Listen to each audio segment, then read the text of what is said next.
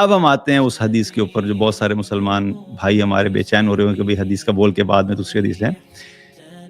وہ حدیث یہ ہے کہ اللہ کے نبی صلی اللہ علیہ وسلم نے کیا فرمایا کہ جو شخص غصہ پی جائے جبکہ وہ اس پر عمل درآمد کرنے کی طاقت رکھتا ہو، یعنی کہ ایک سچویشن ایسی ہے کہ کسی شخص کو کسی دوسرے شخص پہ غصہ آیا، اب جس کو غصہ آیا یہ اتھارٹی والا ہے، طاقت والا ہے، اور جس پہ غصہ آیا ہے اس پہ بڑے آرام سے غصہ نکال سکتا ہے. مثال کے طور پہ گھر میں انسان کے جو ہے وہ ڈرائیور ہے، اب جو گھر کا مالک ہے اس نے ڈرائیور کو ہائر کیا ہوا، تو ڈرائیور جو ہے ایک نوکر کی طرح بیسیکلی جو جاب کر رہا ہے، نوکری جو کرنے والا تو اس نوکر کہتے ہیں اس کو. اور یہ جو گھر کا مالک ہے یا گاڑی کا مالک ہے جس نے اس کو نوکری دی ہے، پوری اتھارٹی رکھتا ہے، اس کو کسی بات پہ ڈانٹ سکتا ہے اگر وہ کیا تو، کیونکہ یہ مطلب ہے کہ دنیاوی اعتبار سے دیکھا جائے تو ظاہر ہے اس نے اس کو ہائر کیا ہوا ہے تو اس کا لیول جو ہے اتھارٹی اس کے پاس ہے. اب اگر ڈرائیور نے کوئی ایسی بات کی بڑے غصے والی، مثال کے طور پہ اس نے ایک ٹائم دیا تھا، آپ نے اس کو ٹائم دیا تھا اور وہ اس ٹائم پہ نہیں آیا، تو غصہ آتا ہے بندے کو، بھئی یہ کیا بات ہوئی، ٹھیک ہے. یا اس سے کوئی ایسی بات ہوئی کہ وہ گاڑی نکال رہا تھا، اس نے گاڑی ہلکی سی کہیں پہ مار دی، گاڑی ٹچ ہوگی، گاڑی پہ اسکریچ لگ گیا. اب یہ گاڑی کا مالک پوری اتھارٹی رکھتا ہے کہ اس ڈرائیور کو سنانا شروع کر دے، جو کہ ہم میں سے ماشاءاللہ تبارک اللہ میجورٹی سناتے بھی ہیں، ٹھیک ہے. لیکن ایسی سچویشن میں کیا کرے؟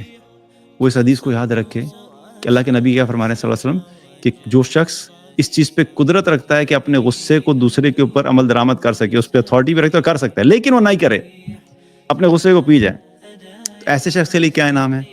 اللہ کے نبی صلی اللہ علیہ وسلم نے کیا فرمایا کہ اللہ تعالیٰ قیامت والے دن ایسے شخص کو تمام مخلوق کے سامنے بلائے گا اور آ کے کہے گا، اور اس سے کہے گا کہ حور عین میں سے جس کو بھی تم منتخب کرنا چاہتے ہو اس کو تم منتخب کر لو.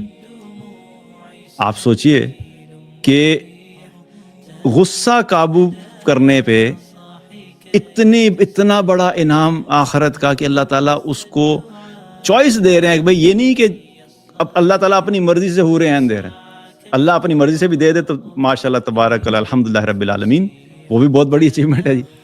لیکن ایک یہ ہے کہ بہت ساری حور عین وہاں پہ موجود ہیں اور اللہ اس بندے کو کہہ رہا ہے کہ بھئی تمہاری اپنی چوائس ہے، جون سی تمہیں اچھی لگتی ہے تم لے لو.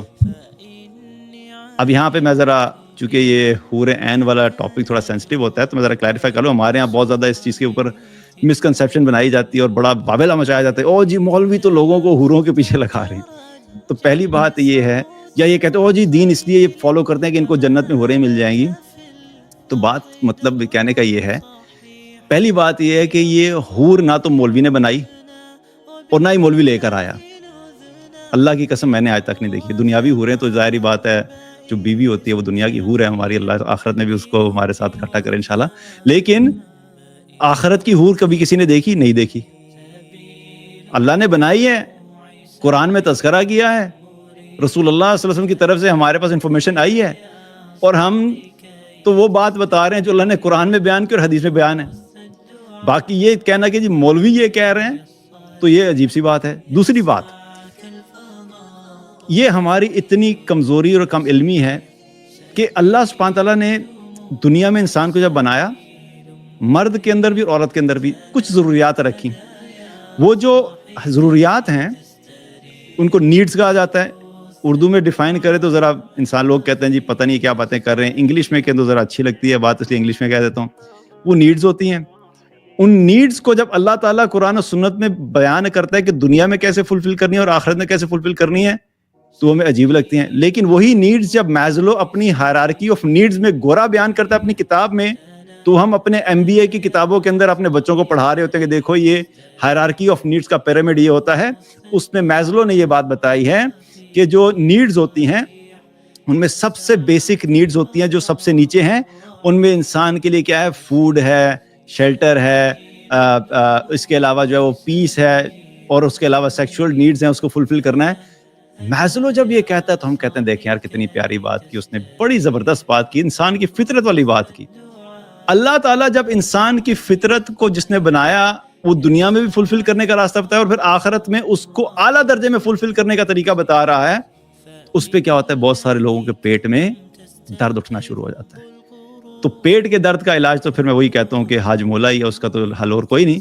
لیکن اپنے کانسیپٹس کو کلیئر رکھیں اور اپنے آپ کو خدارا مینٹلی تھوڑا سا میچور کریں، ان بچوں والی مباحث سے باہر نکلیں۔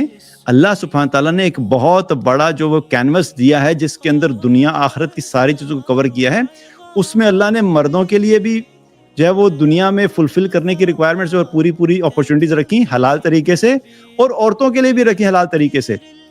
وہ ایسا نہیں ہے کہ مرنے کے بعد جو ہے وہ حور صرف جنت میں مرد کو ہی ملے گی، ٹھیک ہے؟ تو اللہ سبحانہ تعالیٰ نے عورتوں کے لیے بھی جو ہے وہ جنت میں سب انتظام رکھا ہوا ہے، تو ٹینشن نہیں لینی، سارے ہاں سے سب کچھ ہے۔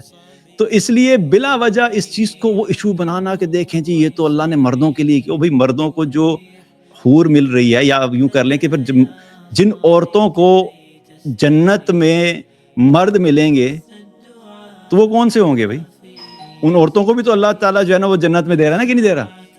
تو مقصد بتانے کا یہ ہے کہ حور کا جب تذکرہ آتا ہے تو فوراً جو ہے وہ ٹاپک جو ہے سینسٹیو ہوتا ہے۔ دوسری بات ایک اور چیز بڑا کلیئر لگتی ہے، بہت سارے بھائی اس ٹینشن میں ہوتے ہیں کہ تیمور بھائی یہ حورے عین تو ایک ہی ہے، پتہ نہیں ساڑھے نصیب جائے گی کہ نہیں، تو اس سے کیا پتہ لگ رہا ہے؟ وہ ایک نہیں ہے، ایک سے زیادہ ہیں، ٹھیک ہے؟